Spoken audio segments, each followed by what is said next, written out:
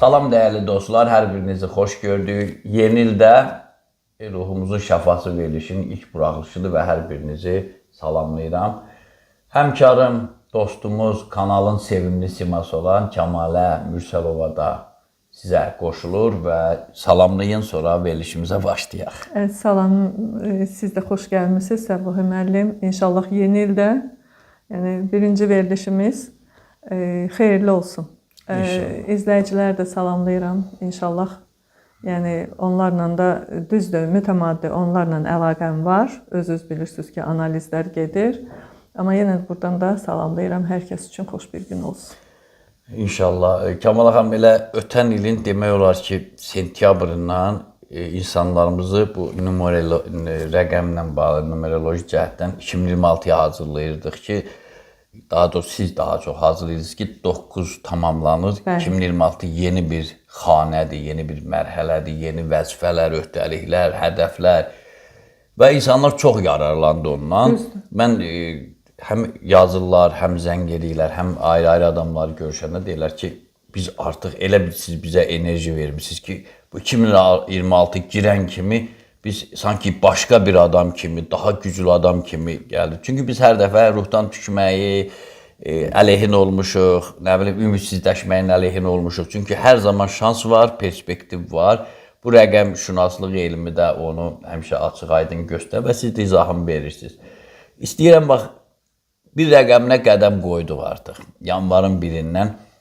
Bax, bu keçidə İlk öncə də belə deyim ki, elmə əsaslanmasın, belə fikir kimi deyəsiniz, bax, insanlar artıq gəldik, birə çatdıq nəhayət ki. Yarımçıq işləri tamamlayan oldu, tamamlanmayan oldu. Bax, bir rəqəmin gəlişinə münasibətiniz və tamaşaçılarımıza tövsiyələriniz. Çox sual yazıblar, birazdan o sualları verəcəm. Bax, tövsiyələriniz nədir? Başladı, bir rəqəmin yeni ilimiz başladı. Lap yaxşı. Səbuhi müəllim, çox doğru qeyd elədiniz. İnsanlar artıq bu, yəni mən də görürəm, mən də hiss eləyirəm ki, inanın ki, il enerjilərini hesablayırlar, ay enerjilərini hesablayırlar. Ay enerjisinin də elə bir çətin bir şey yoxdur. Mən deyirəm, elə bir ki, hətta mənə zəng vurub mesajla da soruşurlar ki, ay enerjimizi necə hesablayaq və gün enerjisini artıq bir çox hesablamaları apara bilirlər və buradan da düzdür. Elə bir ki, bir balaca da olsa bir verilişdən deyir ki, Kəmalə xanım, mən geri qayıdıram, o verilişi izləyirəm, sizin hətta bütün əvvəlki verilişləri izləyib, oradan özüm üçün bir şeylər çıxardıram.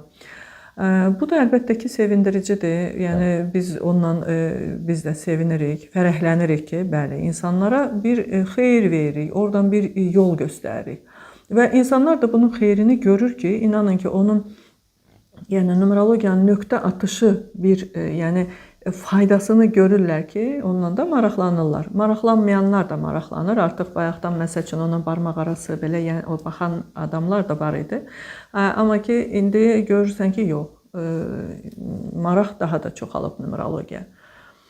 Deməli, bir enerjisindən dediniz, bir rəqəmindən, bir dönəmindən danışmaq. Biz zaman-zaman az-az danışmışıq, biraz ümumi anlayış vermişik. Çünki özünüz bilirsiniz ki, tamaşaçılar da, izləyicilər də bilirlər ki, hər kəsin özünün şəxsi il enerjisi də var. Şəxsi il enerjisi daha önəmlidir bu bütöv, bu ümumi il enerjisinə baxanda. Amma yenə də bütün dünya, yəni insanlıq bir enerjisindədir. Və burada deməli biz əlbəttə ki, numerologiyadan hesablamalar aparırıq, siz astrologiyadan hesablamalar aparırsınız. Ümumiyyətlə biz bilirik, sizin o videolarınıza da baxmışam, o rəqəmlərlə çox gözəl, möhtəşəm bir video idi yeni il ərəfəsində. Bütün bunlardan başqa, biz tək öz hesablamalarımız deyil, özünüz bilirsiniz ki, zaman-zaman, illər, əsrlər, bundan əvvəl, hətta, məsələn, Nostradamus'un adı çıxıb, onu hamı tanıyır, bütün dünya bilir. Ondan sonra bilirik ki, biz bu, bizim bu aləmdən, şərq aləmindən, Muhyiddin İbn Ərabidən onun adı çəkilir. Siz də keçən dəfə qeyd elədiniz. Onun deməli ümumi onların və heç vaxt bu bilgilər belə filan vaxtı filan şey olacaq deyə bir yazı olmayıb və deyilməyib.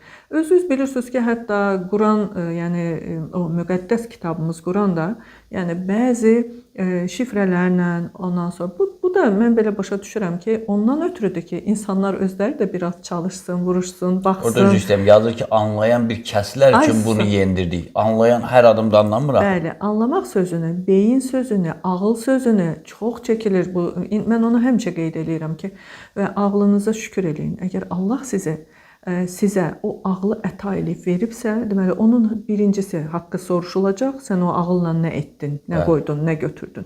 İkincisi, o sənə böyük bir lütufdur ki, sən ondan istifadə elə. Və bu şifrələrlə verilənlər var. Ümumiyyətlə yəni bu öngörü eləyən həzrətlər, yəni belə deyək, o seçilmişlər. Zatlar, o seçilmişlər. Onlar da yəni belə demək olar ki, şifrələrlə verirdilər. Biz onlara istinad eləyəndə, onları axtaranda, əlbəttə ki, onlardan da öyrənirik, baxırıq. Heç olmasa baxırıq, görək, yəni 2026-da nə olacaq, nə ola bilər. Hətta 2027-nin aprel ayına qədər Mühyiddin İbn Ərabinin biraz araşdırdım mən öngörülərini. Onların içərisində, məsəl üçün, bunu siz də qeyd eləmişdiniz, ulduz kaymaları, yəni yazılıb ki, birinci növbədə 2026-cı ildə, yəni bu orada 2027-nin yarısına qədər də daxildir. Hətta 2025-in axırından, yəni bu ərəfədir. Ulduz kaymaları sonra da dalıcan deyir ki, bu ulduz düşmələri, biz kayma indi türkçədir, biz deyirik ulduz düşməsi də. Ulduz düşmələri ən çox padişahların, yəni onun zamanında belə idi də, padişahların, hökmdarların həyatına təsir edəcək. Əgər bu belədirsə, onda biz özümüz buradan nə çıxarda bilərik? Hakimiyyətdə olan insanların, məsəl üçün, ola bilər ki, hansı bölgə falan filan yazılmır. Yəni, bütün o başda olan, belə çıxır ki, indi bugünkü gündə prezidentlər mi deyim, bu dəqiqə görürük bunları. Bu 7-8 ölkədə artıq çalxalanır, laxlayıbdır hakimiyyətlər. Sonra Venezuela, yəni İran pis vəziyyətdədir. Yeri gəlində Kolumbiya, nə bilim, Kanada, Qreylandiya bu barədə hələ şərq tərəfdə də artmaq üzrədir. İnşallah yaxşısı nədirsə o olsun. O olsun, çalxalanmalar. Yəni indi bunu bu adam yazıb qoyub ki, o belənçinə təsir edəcək. Biz də bunu bugünkü gündə yaşayandan sonra necə inanmayasan ki, məsəl üçün bu şeylər var, yəni yazılıb. Sonra Mühyiddin İbn Ərabinin deməli öngörüləri içərisində 2026-ya görə ən çox məsəl üçün yağışların artacağı, sonra ən çox da yəni həm yağışların artmağı, amma yağışların artmağını pis bir şey kimi qələmə almır. Yəni oradan bolluq olacağı. Amma ən çox o pis bir məsəl üçün neqativ kimi o qasırğaları, küləkləri, güclü küləkləri, qasırğaların olacağını, bu barədə yəni onun zəlzələ də var. Bəli, çalxalanmalar, o yer çalxalanmaları. Onlarda, yəni amma ən çox birinci yerdə o qasırğalar gedir. Bizdə yəni əvvəllər biz bunu çox da görmürük. Həmişə Amerikada, Meksikada, o tərəflərdə tornadolar, yəni bunlar. Sonra bu ən çox deməli bizim həyatımıza, insanları nə maraqlandırır? Keçim, yəni maddi dünyamız necə olacaq? Belə bir deməli onun öngörülərində var ki, arpa bahalaşacaq. Arpa bahalaşacaqsa deməli nə olacaq buna? Deməli bəli, arpa o vaxtın çörəyidirsə, bizdə də bugün çörək əgər bahalaşacaqsa, deməli hər şey bahalaşacaq. Siz demişkən, insanlar bundan əlbəttə ki, izləyicilər belə təlatümə düşməsinlər. Mən düşünürəm ki, yəni düzdür, bahalaşma, mən keçən dəfə də dedim, keçən ilki kimi qalarıqsa hələ, yəni mən sevinərəm ona. Yəni o xırda bahalaşmalar davam eləyəcək də bu il 2026-da. Nə də at illəri, astrolojide götürsək, at illərində həmişə bahaçılıq olub. Mən neçə illərə baxmışam, belə olub. Və bitirdisə fikrinizi mən... Yox, hələ bir-iki fikrim də var. Buyurun. Deməli, arpa bahalaşacaq, o deməkdir ki, bahalıq olacaq. Sonra sürü heyvanlarında bolluq, yəni o xırda buynuzlularda ən çox bolluq olacaq. Yəni onların arasında yəni artacaq. Bunu da nə mənaya gələ bilər? Bəlkə ət ucuzlaşar. Yəni əgər belə bir varsa, heyvanlar və qadınlar arasında burada bax deməli ümumiyyətlə hamilə qalmaq çətinləşəcək və hamilə qalanlar da yəni o düşük yapma, düşük hadisələri, uşaq salma da yəni ola daha çox olacaq. Yəni bu proses ildən ilə, yəni bu 2026-dan ildən ilə daha da sürətlənəcək və çoxalacaq. Yəni belə bir şey. Sonra boğaz ilə əlaqəli, bronxlarla əlaqəli, öskürəklə əlaqəli xəstəliklər çoxalacaq. Yəni bu da var. Sonra deməli bir də çox maraqlı bir şey. Qadınlar arasında, kişilər ora daxil deyil, qadınlar arasında şişmanlıq çoxalacaq. O da bilmirəm, astrologiya, çünki onun astroloji deməli hesablamaları da var zaman-zaman, çünki onun astrologiya, hətta numerologiya ilə əlaqəli işləri var onun, öngörüləri var. Deməli avqust ayına, yəni bu 2026-nın elə bil ki avqust ayına, avqust-sentyabr ayına ortalıq biraz yəni qarışmaq siyasi cəhətdən yəqin ki ortalıq. Təbii ki. Çünki sentyabra saxlamaq istəmirlər. Ona qədər bitməlidir. Nəysə, o yağışların çoxalması, bolluqdur. Yəni onu yaxşı mənada. Bir də qadınların şişmanlanması, yəni kökəlməsi. Ona görə deyirəm ki, heç olmasa indidən deyək ki, yəni ehtiyatlı olsunlar. İdman eləməyən idmana başlasın, çox yeyəndə az yesin, ya da ki bu qabaqdan da kakrazda oruçluq ayları gəlir. İndi də tutanlar var. İndi də əlbəttə ki. Və sizə izləyicilərin çox sualları var. Deməli, bizim ilk verilişlərdə az qala hər verilişdə bir 20 nəfər yazırdı, karma nədir filan. Amma artıq belə başa düşürəm ki, insanlar yavaş-yavaş çox az o sualı verirlər, amma yenə də verənlər var. Karma haqqında istəyirlər biraz da danışasınız. Əziz izləyicilər, əvvəlki verilişlərdə çox danışmışıq. Bizim silsilə şəklində hətta playlistimiz var. Girib orada bir 20-ci veriliş olmalıdır bugün, yubiley verilişi. Girib baxa bilərsiniz, orada karma nədir, başlığa da qoymuşuq. Amma yenə də fikrin təzələnməsi deyir, xeyirlidir ki, nəinki zərərlidir. Yox, Səbuhi müəllim, nə qədər başa salırıqsa, bilməyənlər, məsələn, kanala yeni baxanlar, bu verilişə qulaq asanlar, cavanları da var içərisində. Hələ mən yaşlılar desə deyərəm ki, yaxşı da bu başa düşmür. Amma cavanlar 30-35 yaş arasında ən çox da kişilər. Yəni oradan analiz edirsən, hər şey nöqtə və nöqtə dəhşətə gəlir ki, Kəmalə xanım bunları hardan bir sonra verir. Bu karmadır, çakradır, bunları mən bilmirəm, mən anlamıram. Deyirəm ki, ay balam, çakra, yəni bu sənin bədənində, bunu artıq bu elmdir də, bədəndə enerji mərkəzləridir.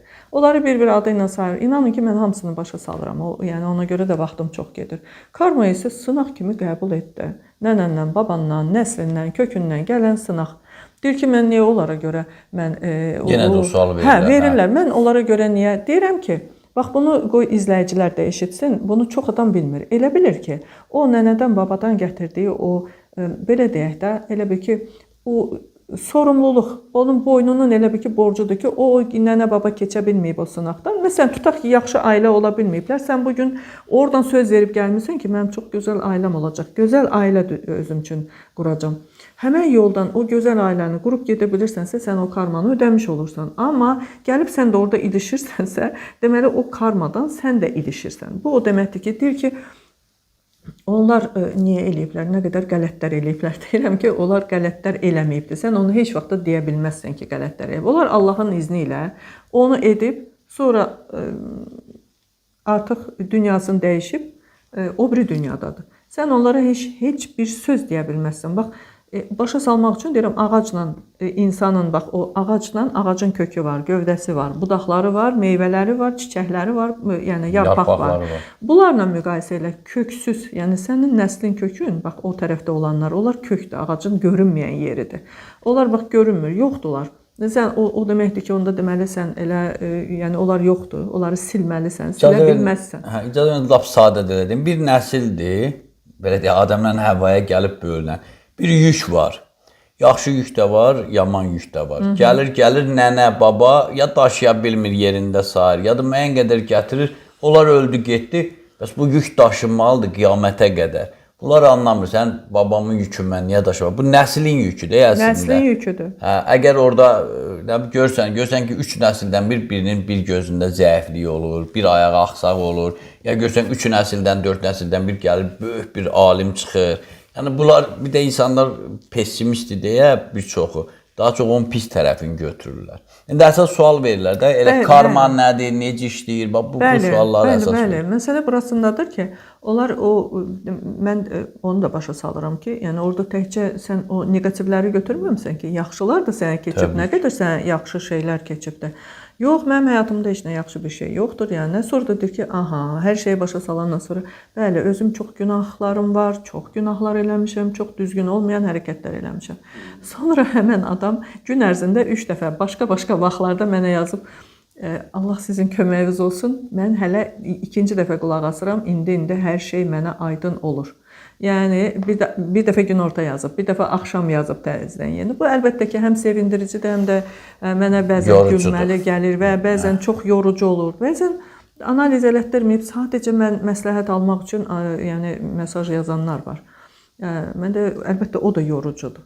Əgər qəti net qərara gəlib, demək lazım, bəli, mən bu analizi istəyirəm. Mən bu analizi ümumiyyətlə, bax yenə deyirəm, hər bir qadına, hər bir kişiyə, istər yaşlı, istər cavan, ən çox bu, yəni uşaqlara öz həyat yolunu bəlirləyən, öz həyat yolunda getmək istəyən, instituta hazırlaşan, ondan sonra o belə körpələr, uşaqlar, yəni 3 yaşında, 5 yaşında mən uşağımı necə böyüdüm, necə ona yön verim, necə onu tərbiyə edim ki, hansı ruhda, ki o uşağa ziyan olmasın, uşaq travma almasın.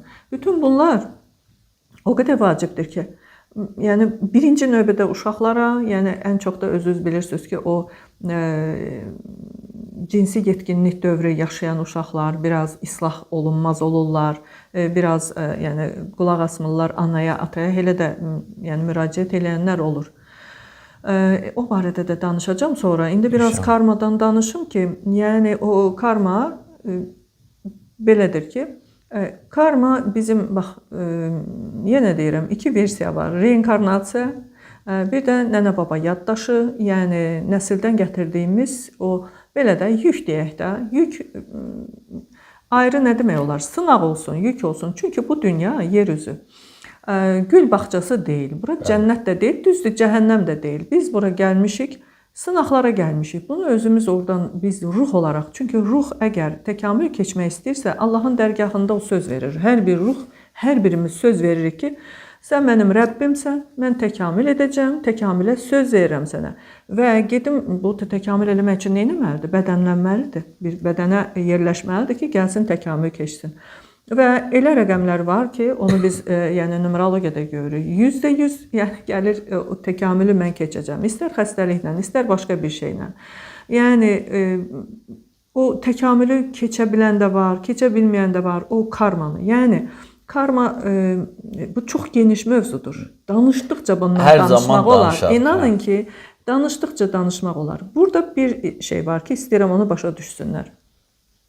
Çox adam soruşur ki, yaxşı, əgər bu mənim keçmiş həyatlarım deyilsə, onda bu necə olur ki, bəs deyirlər, hamı deyir ki, bu keçmiş həyatda nəyisə eləyə bilmədim, gəlirəm bu həyata yenidən onu düzəltməyə. Yəni, mənim fikrimcə, o qədər yanlış bir şeydir ki, mənim fikrimcə, əlbəttə ki, kimsə onu seçə bilər. Bu doğrudan da bir seçimdir. Mən onu öz qrupumda da demişəm. Bu seçimdir. İstəyirsən reinkarnasiyanı seç, amma istər-istəməz onun içərisində nəsil yaddaşı da olacaq, nədən babadan da gətirdiyin olacaq, kollektiv bilinci də olacaq. Bütün bunlar. Amma üstəlik hələ bir sənin əvvəlki həyatların. Və bu düşünəndə, düşünən beyin üçün, ona görə o Quranda hər ağıl etməz misiniz? Yəni bunu düşünməz misiniz heç? Oradan, yəni bizim, qoy onu deyim mən ki, uşaq düzdür, uşaq ana bətnində olanda ora ruh üfürülür. O 3 ay yarımında, yəni uşağın tərpənməsi ilə falan filan, bunlar hamısı düz gəlir, üstlənir. Uşaq ana bətnindən xaric olanda isə ona anında nəsil, yəni nənə, baba, onun 7-70-in orada hazırlanmış bir yaddaş yazılır. Həmən o yaddaş yazılan kimi o təkcə bizim hüceyrələrimizə, bizim onurğa sütunumuza işləmir. Düşür bilinçaltına. Bilinçaltı nə edir? Bilinçaltı bizi idarə eləyir. Əgər mənim bilinçaltımda bütün nəslin oradan gətirdiyim karmada hər adam bir şey gətirir. Baxırlar, yuxarıda ölçürlər, biçirlər, orada da bir işlər gedir.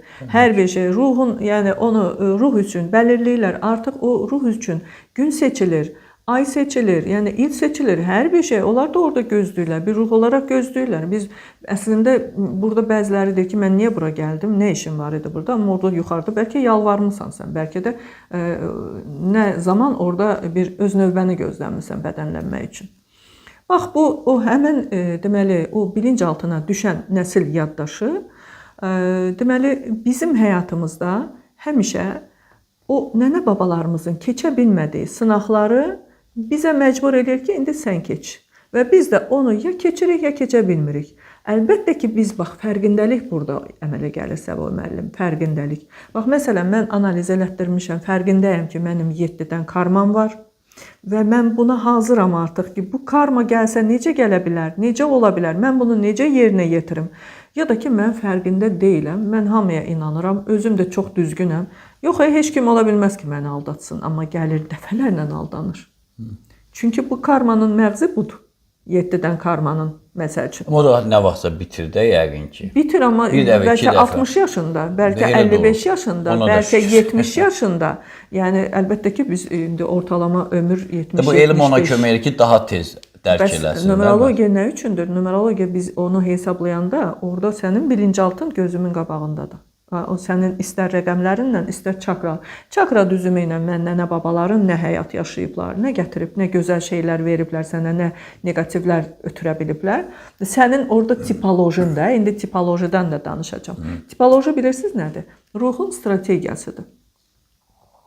Ruhun strategiyası, yəni ruh özünə bir yol seçir. Mən necə təkamül edəcəm? Çətinliklərlə, acılarla, xoş bir, yəni işləməklə, yəni özümü çətinliklərə salmaqla hər ruh özünə bir dənə yol seçir. Və yaxud da ki, elə bir qadın... İnsandan xəbərsiz az qalır. Bəli, insandan xəbərsiz ruh seçir bunu. Və elə bir qadın var ki, deyir ki, yoldaşımın familiyasına keçəcəm.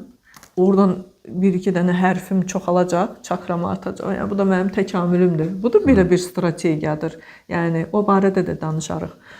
Yəni, qadınların soyad dəyişməsinə, ər soyadına keçməsi barəsində. Bəli, buradan da, baxırsan ki, numeroloji analizdə də, hətta cavan uşaqlarda, məsələn, 30 yaşında nənə babası hardan o ilişibsə, sınaqda, hardan imtahanı keçə bilməyibsə, həmən yerdən bu da ilişib, imtahanı keçə bilməyib, bugünkü gündə artıq üsyan edir ki, bu nə olan şeydir? İndi uşaqlarda səbir yoxdur axı. Çoxsu səbirsizdir. Yəni, bu nə olan şeydir? Kəmalə xanım, mən belə ay öldüm, batdım, itdim, nə. Deyirəm ki, sakit ol, sənin buradan belə karman var. Əslində, çox gözəl bir şeydir ki, bax, bir dənə bunu da qeyd eləmək istəyirəm. Mən dəfələrlə gördüm. Kimə ki, analiz elədik, həmən o karmadan ki, negativlər var idi, onlar dayanır. Niyə? Çünki insan bilir, fərqində olur. Fərqində olanda artıq onun beyninə batır, bilinçaltı bilir bunu və mən əlbəttə ki, kodda verirəm axı. Ki, məsələn, sən bu çakranı açmaq üçün bu koddan istifadə elə. Tutaq ki, 7-nin kodu Allahım sənə sonuna qədər güvənirəm. Məsəl üçün də. Yəni, bu kodları da verirsən, onları da təkrar edirlər. Onlar sonra bilir ki, bunun həm də bu deyilir. O adamın üzünə deyildikcə. Problemi bilir, həlli yollarını bilir. Artıq qalan şey özündən asıl. Heç onu həll eləməyə getməmişdən qabaq artıq bir 50% orada numeroloji analizdə çözülür. Niyə? Beyinlə qəbul etdi, anladı, başa düşdü. Demirəm, oğlan bir gündə 3 dəfə ayrı-ayrı vaxtlarda... Beyində siqnal verirsiniz də. Ayrı-ayrı vaxtlarda mənə yazdı ki, Kəmalə xanım, Allah köməyiniz olsun, mən anladım. Yəni, anladısa, bax, bilirəm, 50-60%. Ondan sonra da biraz yəni, hərəkət eləsin. Mən öyrətdiklərimi deyirəm, yaz bir kağıza, onları et. Yəni, inanın ki, insanın həyatıdır. Mən hər dəfə siz deyirsiniz ki, yəni təəccüblənməyin. Özüm nəyə təəccüblənirəm? İnsanın beyni bu qədərmi önəmli olarmış? Biz beyinlə bir şeyi anladıq, başa düşdük, insan həyatı dəyişir. Hamısı odur da siqnal gəlir, informasiya. Siqnal gəlir və oyanır. Mən sizin bayaqki çıxışda bir şeylə razılaşmıram. Nəyə görə? Düzdür, insanlarımızda tənbəllik də var. Sizə verəcəyi sualı bəlkə də internetdən də o sadə filmini öyrənə bilər. Amma mənə deyirlər, bax, həmişə açıq demişəm. Demişəm, Kəmalə xanım əzizimizdir filan, amma münasibət sistemində, işdə mən soğuqqanlıyam. Allah and olsun bir nəfər belə şikayət eləməyib. Yəni ki, mənə deyək ki, Kamala xanım belədir. Amma o, siz deyirsiniz, bəzən görürlər. Bəli. Onlar hamısı deyir, valla mən deyir, nə bilim, necədir, deyir, o qədər yalançılara, numeroloq adı ilə, nə bilim, tarot adı ilə o qədər aldadıblar ki onu, 1000 manata qədər xərcləyənlər olub, deyir, həm dediyim başa düşmürük, çünki başa sala bilmirlər, həm də nəticəsini görməmişəm. Yəni, onlar, sizə onu demək iradım odur ki, təbii olaraq onları qəbul edin ki, çünki yalançılar silsiləsindən keçib gəliblər sizin yanınıza. O, hardan bilsin ovcunu iləməyib, öncə görən deyil. Deyir, bəlkə bu da onlardandır. Mən də izah eləməyə çalışıyorum. Deyirəm, mən tam etimad eləyirəm, müraciət eləyə bilərsiniz, özünüz görəcəksiniz. Bax, ona görə, mən də yəni, tam o razılaşmadığım odur ki, o qədər yalançılar çoxdur. Yəqin özünüz də dəfələrdən görmüşsünüz. Sizə müraciət eləyənlər də haralardan, kimlərdən keçib gəldin, yəqin ki, sizə deyirlər də. Necə ki, mənə çox vaxt deyirlər. Yəqin ki, sizə də məlumat verirlər, onlar da qınamıram. Adamları doğrudan da, nə bilim, nə yerinə qoyurlar, pulunu alır, heç nə deyilənmir.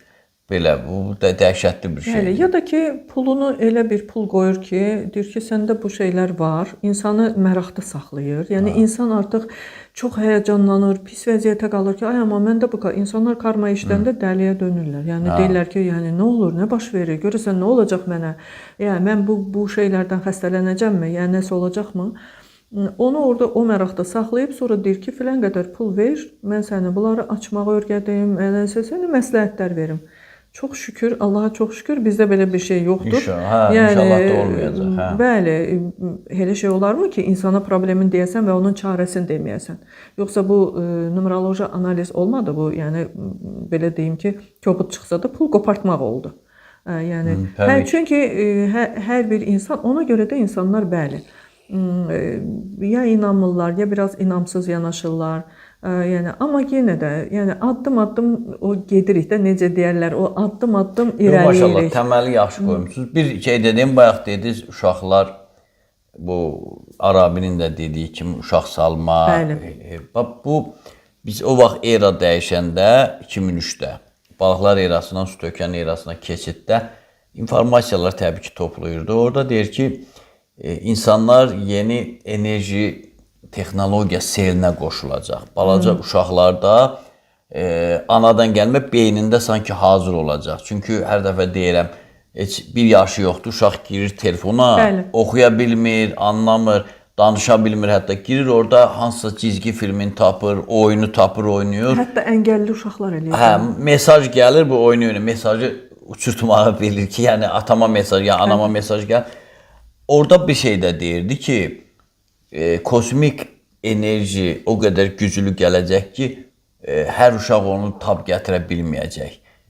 Beyin, kəllə beyin, o əmgəyin birləşməməsi deyirlər. Beyin travması, hiperaktivlik deyirlər, psixoloji pozuntu deyirlər. Deyir, o enerji o qədər çox olacaq ki, o yeni doğulan uşaqlar biraz onu daşıya bilməyəcək. Kim ki, o enerji selini qavraya bildi, görəcəksiniz ki, qeyri-adi adam oldu. Bizim məsələn Sovet dövründə 80-lərdə 100 adamın elədiyini 4 yaşında bu uşaq bəlkə 10 dəqiqə eləyəcək, onların bir gün elədiyini. Oradan baxsan görsən ki, indiki uşaqlar, indiki anlayışı yoxdur, girir kompüterdə bilir ki, harasında nə var, düzür, qoşur, həll eləyir, qutardı, getdi. Yəni, bu bəlkə də biraz o enerjidəndir. Uşaqlar gələ bilmir dünyaya, o enerjini daşıya bilmir. Bəlkə də o da onun davamı olar, yoxsa başqa səbəb var, deyil. Başqa səbəb var orada, tək o deyil. Əlbəttə ki, o da var. O zəmanə enerjisi tamam başqa bir şeydir. Niyə görə mən həmişə deyirəm ki, 2000-dən sonra gələnlər o çətinliklə, acılarla təkamülü seçmirlər. Baxırsan ki, həm xəbəri var. Ruhun strategiyasından bu adamın xəbəri var. Deyir ki, öncə bunu eləyəcəm, sonra onu eləyəcəm. Baxıram ki, o öz strategiyasını mənə deyir. Yəni, bu əlbəttə ki, çox sevindiricidir. Amma hamısında yox da, birində ilişir qalır. Birin bilirsə, birində ilişir qalır. Ondan ötürü bilirsiniz nə etmək lazımdır? Diqqətini ora. O hər bir uşaqda olmur ki, diqqətcil olsun, diqqətin versin ora. Buna görə inanın ki, Səboy müəllim, anaların üstünə o boyda yük düşür. Anaların üstünə o boyda, yəni çox böyük yük düşür. İndiki zamanədə, bu gündən sonra, bax, mən nə dedim, onu mən başqa mənbələrdən də oxumuşdum. Başqa mənbələrdə də bu barədə yazırlar. Yəni, hətta belə bir şey var idi ki,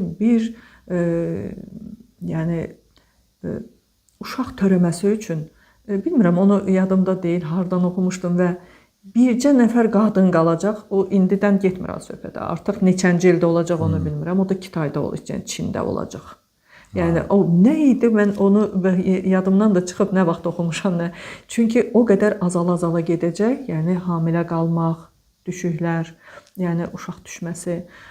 Bu hətta heyvanlarda da. Deməli bu əgər heyvanda da və insanda da bəli varsa, deməli burada təkcə bu enerji deyil, köklü dəyişiklik gedir. Ümumiyyətlə bütün yer üzündə enerji dəyişəndə onda nə olur? Ölən öləcək, qalan qalacaq. Belə deyək də, belə loru dillə desək, yəni ən çox da o bayaq yadımdan çıxdı. Muhyiddin İbn Ərabinin o öngörülərində o da var. Yaşlı adamların, yəni yaşlıların daha çox toplu, yəni necə deyək, yəni dünyasını dəyişməyi.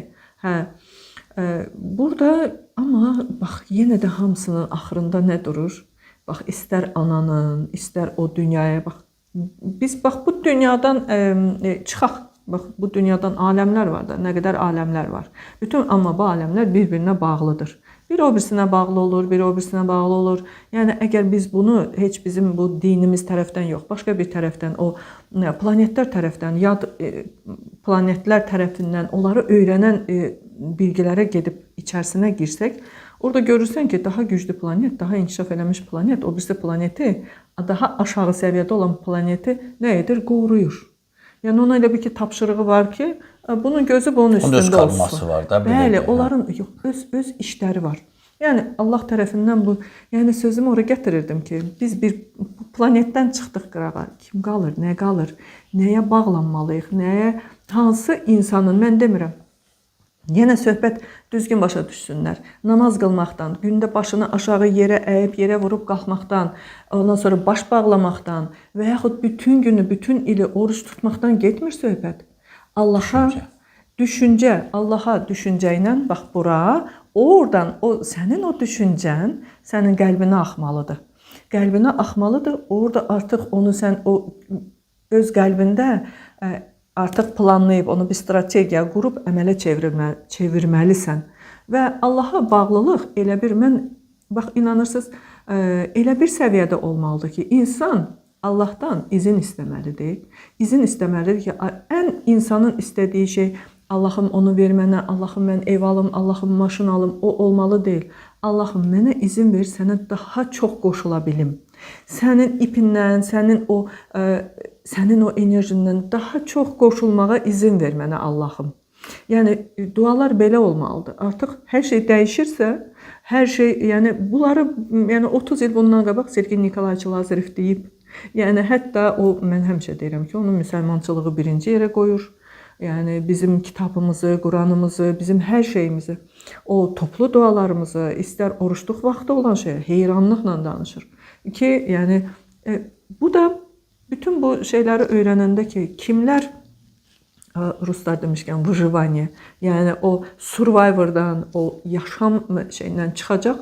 Mən deyərdim ki, birinci növbədə Allaha sıx bağlanan, yenə deyirəm, orada elə bilməsinlər ki, tək elə namaz qılmaqla, elə baş bağlamaqla, nə bilim bu şeylərlə. O qədər elə insanlar var ki, həyatın məğzini bilmirlər. Mən belə qadınlar çox gördüm. Bəli, həyatın, sonra da deyir ki, görürəm, eşidirəm cavab, mənə namaz qılmaq düşmür. Mənə filan dua eləmək düşmür.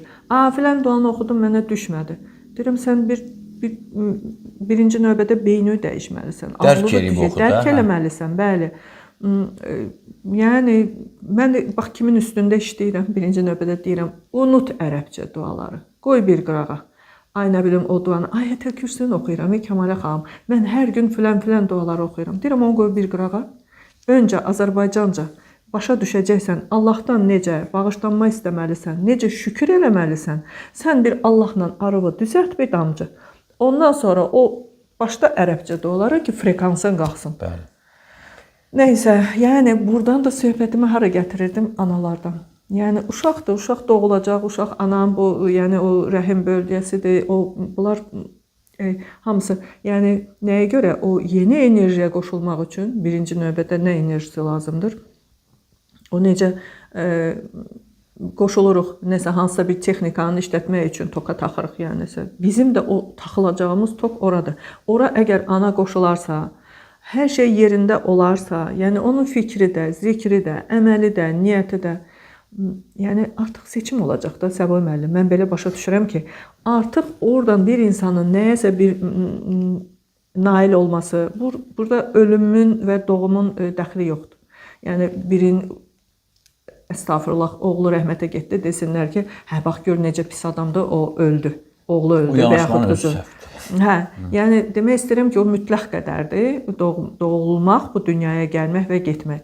Amma sənin bax başqa yerdə qalan bütün işlər bunlar cüzi qədərlərdir. Onun da bir ayrı mövzudur. İnşallah əziz izləyicilər, mən ən çox istəyərdim ki, elə bu verilişin məzin də belə deyə strategiyası da odur ki, bu analar, gənc analar, uşaqlar, yeni yetim olanlar düzdür çox müraciət edir, amma mən hətta bəzən deyirəm, bəlkə heç kimi Kamala xanım qəbul eləməyəsiz ancaq o uşaqlar. Çünki xalqın gələcəyi üçün, o ayaqda durması üçün, diri qalması üçün o uşaqların analizi lazımdır.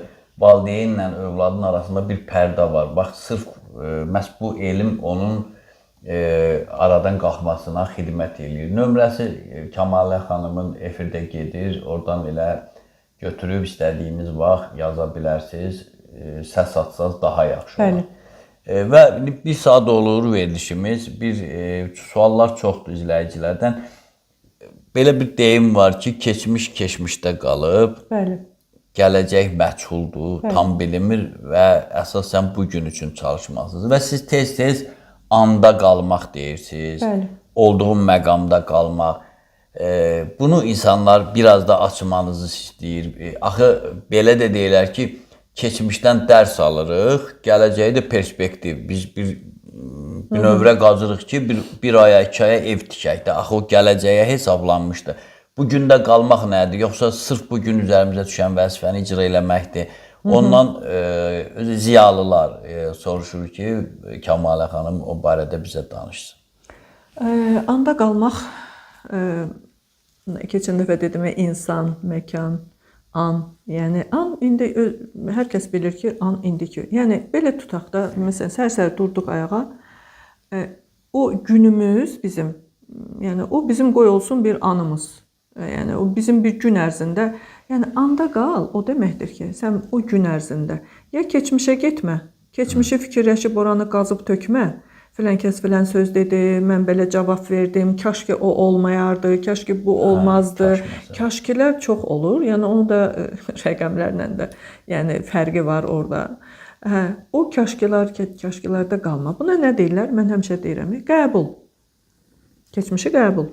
Yəni, qəbul elədinsə, sən bir dəfəlik, bəli, düzdür, bax, çox adam deyir ki, çox da qəbul eləyirəm, çox da mən, amma mən onu da bilmirəm, yadımdan çıxartma yadından, sadəcə özünə de ki, üzvə tut Allaha, çünki burada başqa yolu yoxdur bunun.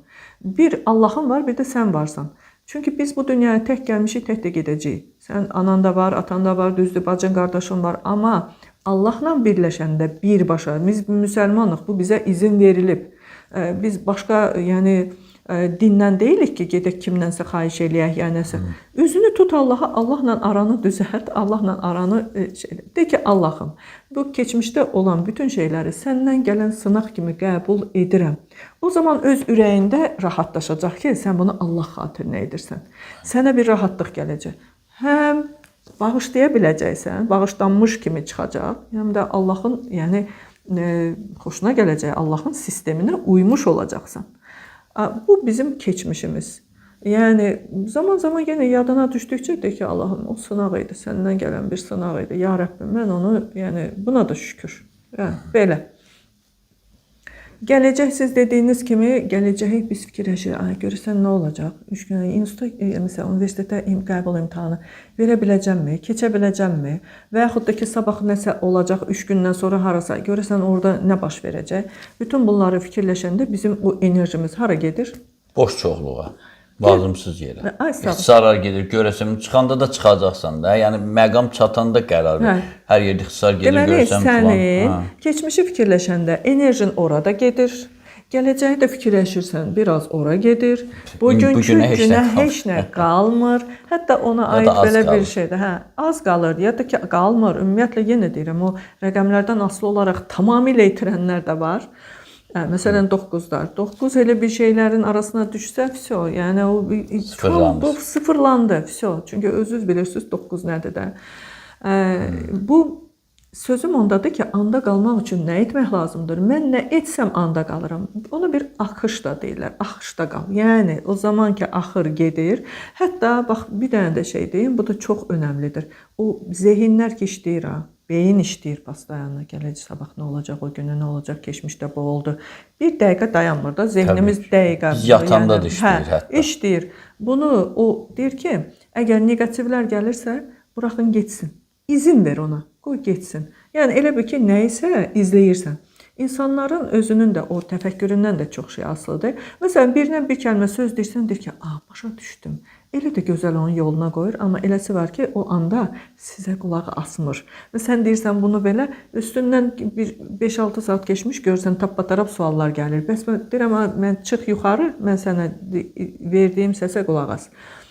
O, deməli, axışda qalmaq üçün o enerjini ya keçmişə göndərmə, ya da gələcəyə göndərmə. Gələcəyə hətta göndərib, sən gələcəkdə olası şeyləri tərsinə çevirə bilərsən.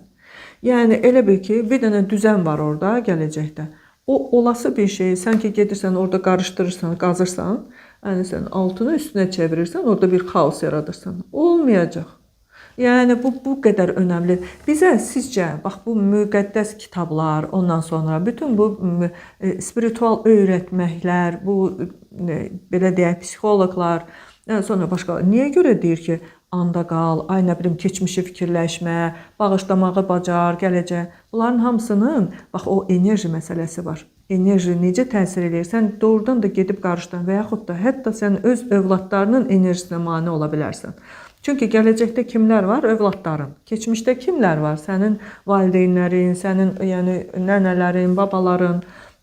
İndi hətta bu yaxın keçmişdən deyirəm də mən, yəni o biri dünyaya getmirəm hələ. Bu dünyada da var da bizim indi atamız, anamız hamı da rəhmətə getməyib ki, atadır, anadır, nənədir, babadır.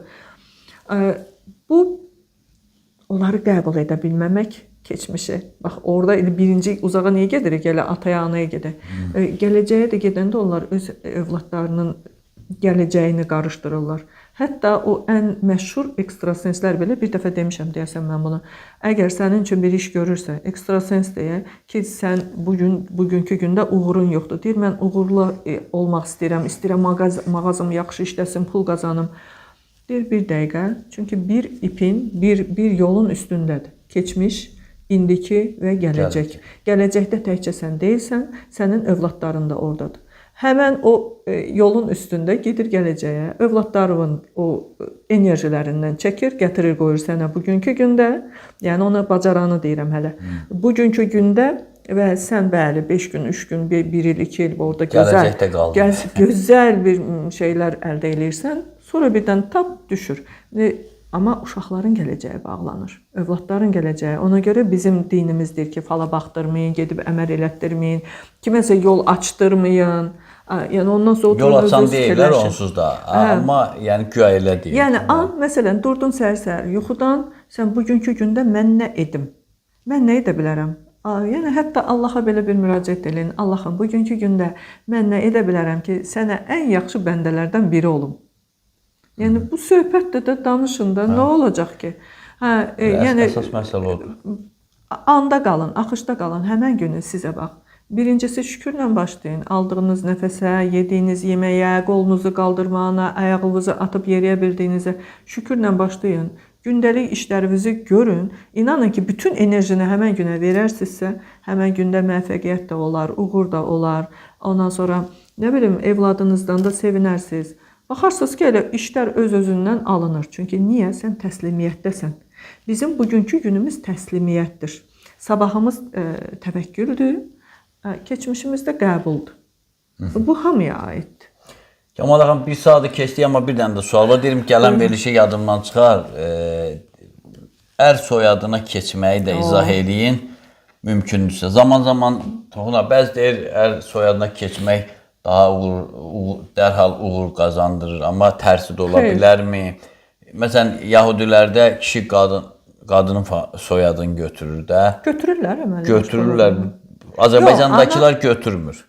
Ana liniyası ilə gedirlər, onlar ana liniyası ilə gedirlər, onu bilirəm. Amma ki, yəni o soyadı götürməklərini... Mən 4 fakt, məsələn 4, bəlkə də 5 özüm görmüşəm, uşaqlar da ananın soyadı ilə gedir. Amma Azərbaycanda yox, bildiyim kimi qırmızı qəsəbədə ya Bakıda yaşayan Yahudilər, Quba və Bakıdakılar elə ata soyadı ilə gedirlər. Nəysə, o biraz getdik kənara. Yəni xanım ərinin, həyat yoldaşının soyadını götürməsi zərərlidir yoxsa yox? Çünki ziyalı qızlar Sovet dövründə də ziyalı xanımlar yoldaşının soyadını götürmürdü adətən. Mənim anam da götürməmişdi. Mənim anam da. Dedi ki, mən götürmədim. Amma götürəndə nə olur? Bax, indi suallar elə çoxdur. Mən götürüm, nişanlı qızlardır. Gələcəkdə götürüm yoxsa götürməyim? Bax, deməli, başa salacağam sizə bunu. Əslində, daha çox ziyana uğrayırlar xanımlar. Ər familiyasına keçən, ər soyadına keçən xanımlar daha çox ziyana uğrayırlar. Mən deməli, etdiyim bütün analizlərdə bunu görmüşəm. Necə görmüşəm? Bax, elə bil ki, 80% ziyana uğrayanlar, bəlkə də heç 20 də yox, bir 10% oradan o çakrasını doldurub, amma heç bir şey, ondan da bir yararlanmayan xanımlar gördüm. Silahı verirlər, bu da ata bilmir. Ay, sağ ol. Yəni, məsələ burasındadır ki, xanımın, o türklər deyirik, kafası qarışır. İnsanın bax, ərə getdi, o familiyanı götürdü. Öncə onu deyim ki, ərin karmasına da sahiblənir. Xanım əgər onun familiyasına keçirsə, onun karmasına da kişinin karmasına sahiblənir. Yəni, mən demirəm %100, 15-20% o karmadan. Yəni, onun, sağ ol, o onun, amma qadının demək olar ki, başdan başa xasiyyəti dəyişir.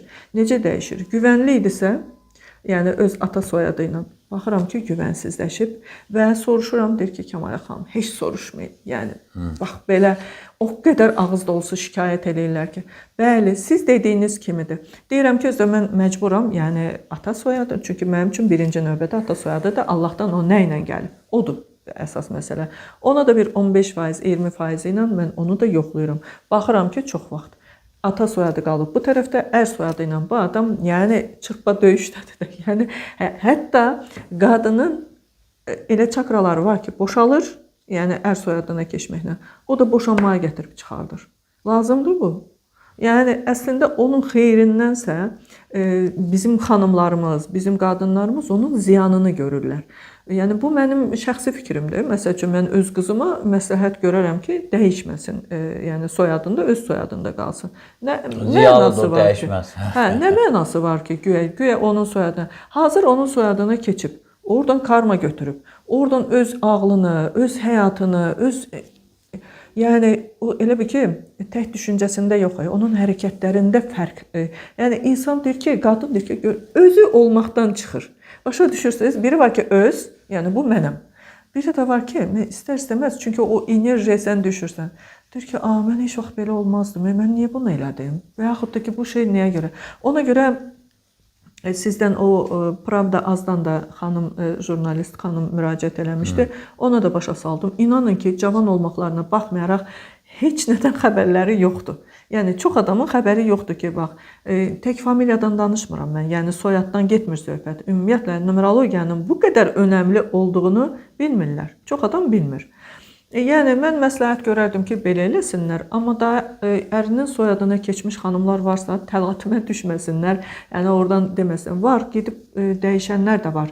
Özü mənə heç, mən onu bir kəlmə soruşuram ki, belə, deyir ki, heç soruşmayın, mən ərimin yoldaşımın familiyasına keçəndən sonra, yəni, bütün həyatım bərbad oldu. Yəni, münasibətlərimiz bərbad oldu. Ondan qabaq elə gözəl idi. Sonra deyirlər, bu elmi bilməyənlər deyir, getdi onların xasiyyətini götürdü, getdi dəyişdi, amma bunlar da var.